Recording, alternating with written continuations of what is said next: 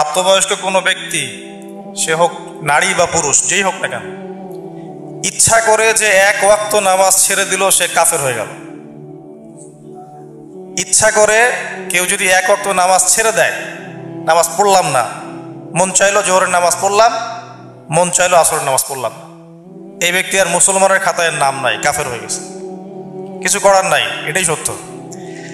কিয়ামতের মাঠে যখন সবাই দাঁড়াবে, সর্বপ্রথম হিসাব নেওয়া হবে নামাজের। যার নামাজের হিসাব ঠিক থাকবে তার সব হিসাব ঠিক থাকবে। যার নামাজের হিসাব ঠিক নাই, তার রোজা, হজ, যাকাত, সদকা এগুলো কোনো কাজে আসবে না। তাই মুসলিম হিসাবে আমাদের প্রথম কাজ কি? 5 ওয়াক্ত নামাজ জামাতে পড়ার চেষ্টা করা। যদি না পারেন জামাতে, কমপক্ষে বাসায় তো পড়তে হবে, পড়তেই হবে। যুদ্ধ লাগছে, মনে করেন মুসলমানরা যুদ্ধ করছে, এই সময় নামাজের ওয়াক্ত হয়েছে, কি করব? নামাজ মাফ নাই। যুদ্ধক্ষেত্রে একদল সৈন্য নামাজ পড়বে, আরেক দল সৈন্য যুদ্ধ করবে। যাদের যুদ্ধ করা শেষ, ওরা আবার নামাজের জায়গায় আসবে, যাদের নামাজ পড়া শেষ তারা যাবে যুদ্ধের জায়গায়। নামাজের মাফ নাই। আপনি মোবাইল বন্ধ করেন, আপনি ফোন, মনে করেন যে আপনি কোনো জায়গায় দৌড়াচ্ছেন, আপনাকে কেউ ধাওয়া করছে, আপনার জীবন বাঁচানোর ব্যাপার, নামাজের ওয়াক্ত হয়ে গেছে, কি করবেন এখন? ইশারাতে নামাজ পড়তে হবে, ইশারাতে হলেও নামাজ পড়তে হবে। একজন পুরুষ মানুষের নামাজ না পড়ার কোনো সময় নাই, মহিলা মানুষের নামাজ না পড়ার সময় আছে। মহিলাদের মাসে কয়েকদিন নামাজ মাফ, পুরুষদের নামাজ মাফের কোনো সময় নাই। বালেগ হয়ে গেছেন, আপনার বয়স যখন 10 বছর হয়ে গেছে, 10 বছর থেকে মৃত্যু পর্যন্ত আপনার নামাজ ফরজ। 5 ওয়াক্ত নামাজ আপনার উপরে ফরজ।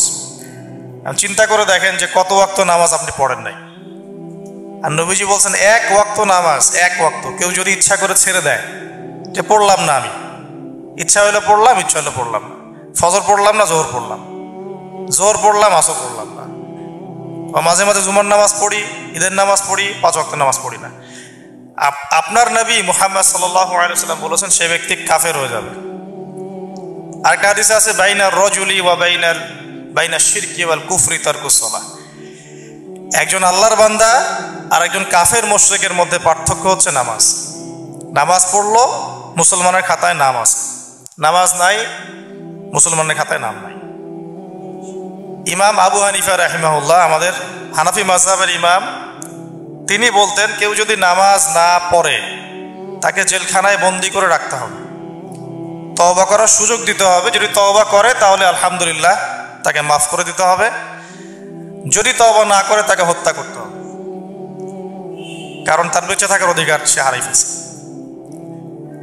তো এরকম কঠিন কঠিন হাদিস আছে নামাজ না পড়ার ব্যাপারে। তো প্রথম কথা হচ্ছে নামাজ, নামাজ নাই, ইসলামের কিছুই নাই। আর নামাজ যার নাই, তার দ্বারা যত রকমের পাপ আছে দুনিয়ার সম্ভব। একজন বেনামাজি সুদ খাইতে পারবে, ঘুষ খাইতে পারবে, জেনা করতে পারবে, মানুষকে ঠকাইতে পারবে, আর তার মনে তো আল্লাহর ভয় নাই। সে যদি আল্লাহকে ভয়ই করতো তাহলে তো নামাজ পড়তো। আরো ব্যাপার আছে, মনে করেন আমি নামাজ পড়ি কিন্তু নামাজ ঠিকঠাক মতো পড়ি না, নামাজের ওয়াক্তের ঠিক নাই, এক ওয়াক্তের নামাজ আরেক ওয়াক্তে পড়ি, নামাজে মনোযোগ নাই, নামাজে দাঁড়াইছি, দাঁড়ায় মনে কর দুনিয়ার চিন্তা করতে আছে।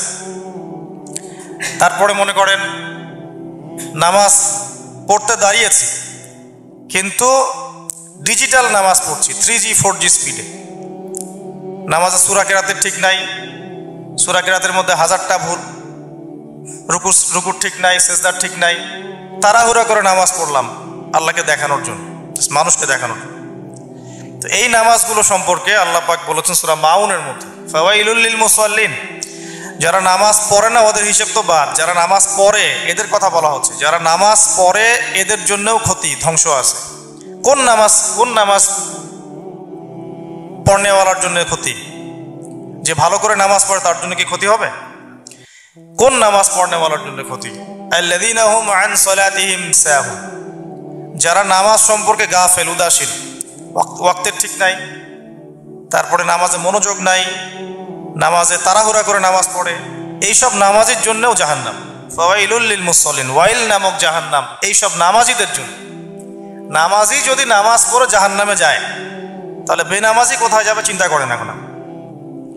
আর এই কথা শোনার পরে, এই যে এই দাওয়াতটা আপনার কানে পৌঁছানোর পর নামাজ ছাড়ার কোনো এক্সকিউজ নাই, আপনার কোনো ছাড় আর হবে না আজকের পর থেকে। এতদিন শোনেন নাই, এই হাদিসগুলো জানেন নাই, সেটা আলাদা বিষয়।